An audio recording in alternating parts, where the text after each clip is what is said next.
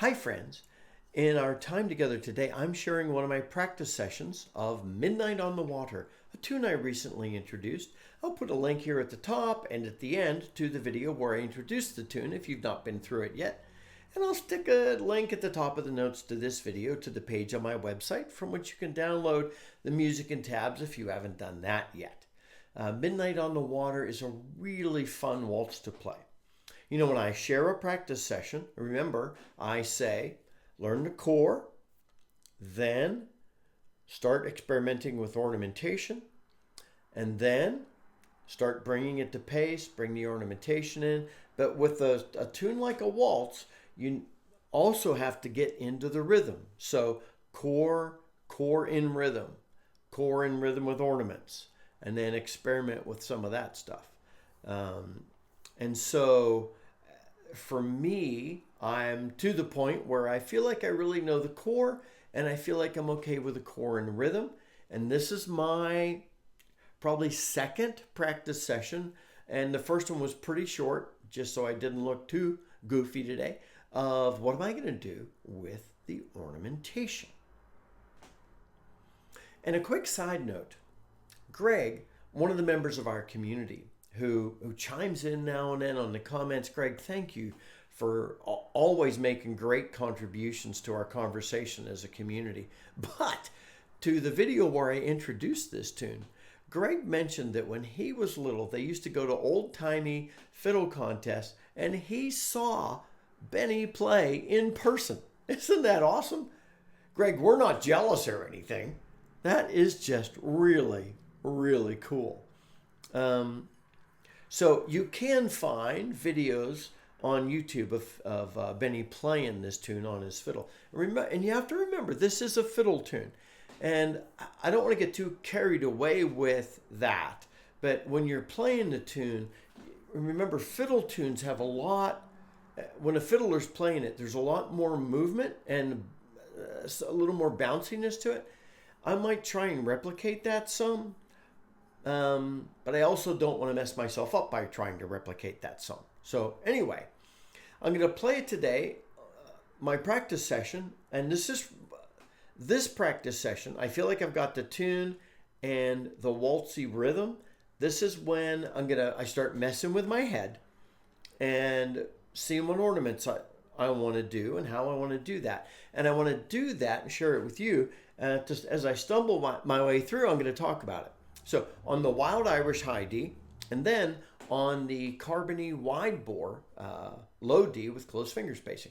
I often actually like to do this stage of my practice session on a high D first because it's a little easier for me. As I get into the Carbonies, I'm not sure.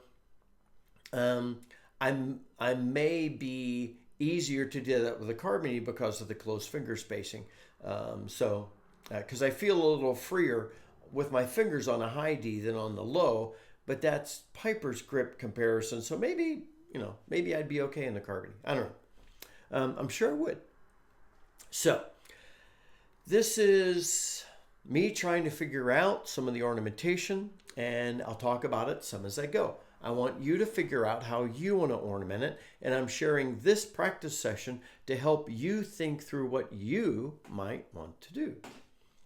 So I do want some movement feel. And so I'm thinking about, do I want to ornament on step up, step downs? And the answer is going to be yes, depending upon the situation.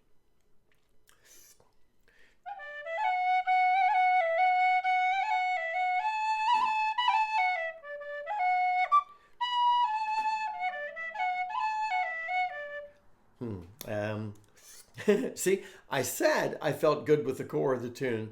But you'll notice I'm getting a little clumsy on the core of the tune because I'm thinking ornamentation. That means my fingers don't completely have the core of the tune memorized.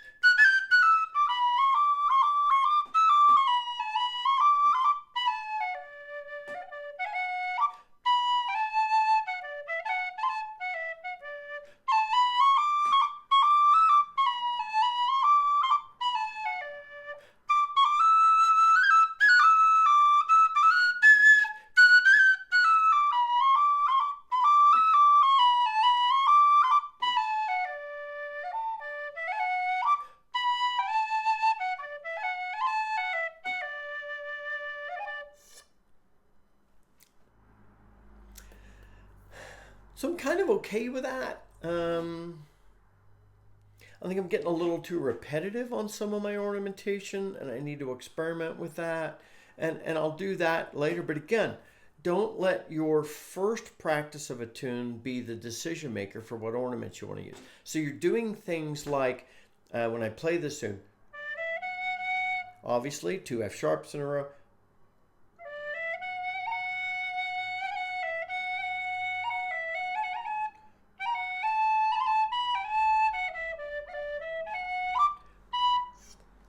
A couple of different things there. You've got 3 F sharps in a row. You can roll around on that. You could do like a couple of a couple of cuts above. You can ornament in and ornament out. You can do what you want, and I'm still early experimenting with it, but it shouldn't just be.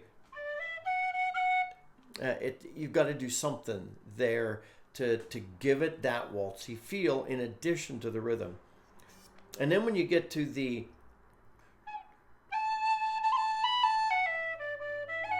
you've got that repeated D, but you're also going to,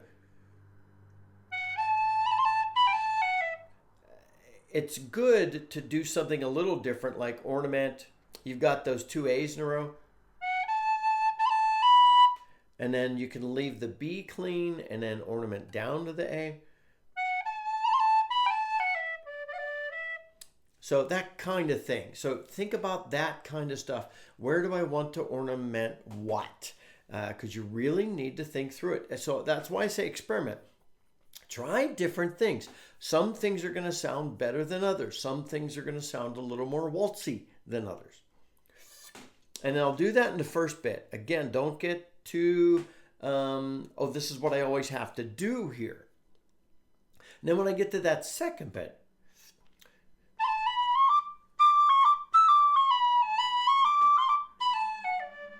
I kind of like the little flowing bounciness of that. I think I do want to ornament on that walk down.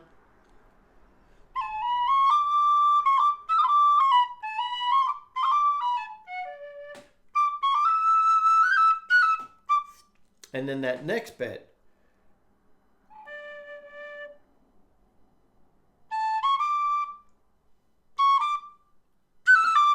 So,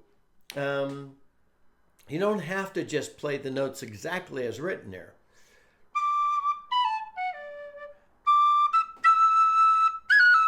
So you can, do all kinds of, I bounced a little bit there.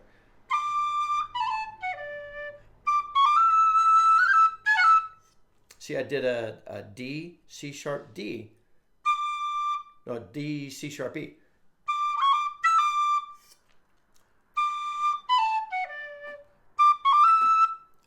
Actually, I had to play it to know what I did. D, C sharp, D, E. And that way it feels a little bouncier. I have to walk on it.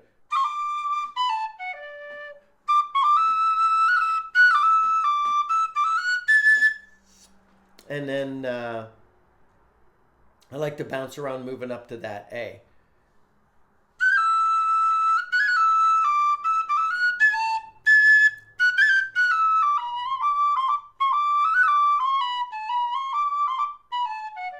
Anyway, experiment. I'm just going to do a quick run through on the Carbony because I don't want to hold you forever watching me practice the tune. I want you to go practice it. Core of the tune, rhythm of the waltz, pace, rhythm, core, ornamentation thrown in. Expect to be stumbled at the different transition paces as you add the ornamentation in. But let's see how I'm feeling here.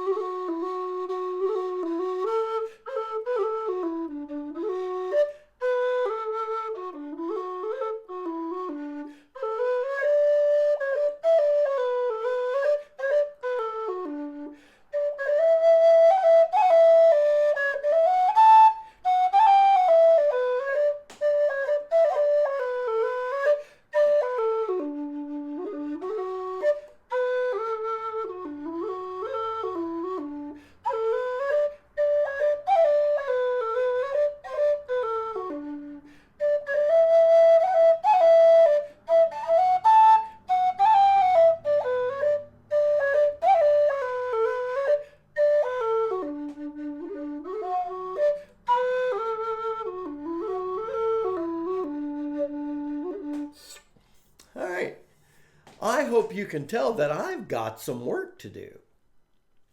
Learning the core of the tune is one thing. Bringing it into rhythm is another thing.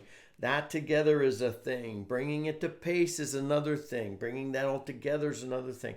And now, throwing in ornamentation is another thing altogether, because in ornamentation, that's your personal secret sauce to how do I want this tune to feel. Sure, I can play it in a waltzy rhythm, but what do I want to do with it in each note transition, at each phrase transition, at each repeated note? Those are all opportunities to make a decision. What am I doing here? What do I want it to feel like? And that's why I so often say, listen to people play this. Listen to Benny play it. Listen to other groups play it. Lean to some fiddly people. Lean to some... I listened to one great one with this guy with a concertina playing. It was a lot of fun. Boy, did he move around a lot. Do what you want to do to make this feel waltzy, moving, bouncy, dancey kind of tune that honors the folks that composed and gave it to us. Spend the time to get to know this well. I'm glad I shared my practice session, but my practice session lets me know I need a practice session. Until next time, this is Scott Shade. Happy whistling, my friends.